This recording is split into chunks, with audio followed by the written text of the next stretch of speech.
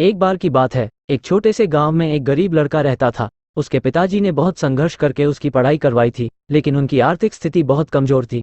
लड़के का नाम रामू था और वह अपने माता पिता की सहायता करने के लिए रोजगार की तलाश में था।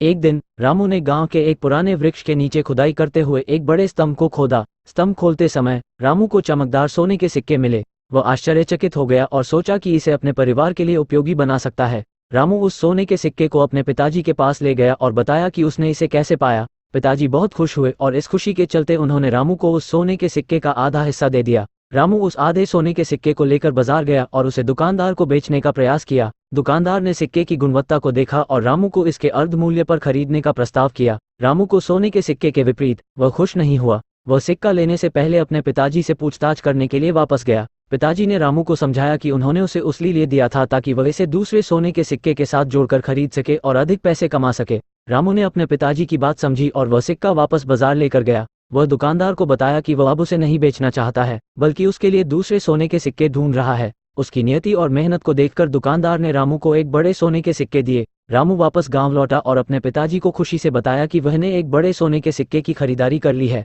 उस दिन से रामू और उसका परिवार धीरे धीरे समृद्धि की ओर बढ़ गए। रामू की मेहनत और समझ ने उसे एक सफल व्यापारी बना दिया। उसकी कहानी उदाहरण के रूप में सभी के लिए प्रेरणा स्रोत बनी, जहां मेहनत, संघर्ष और समझ की महत्वता सिखाई गई।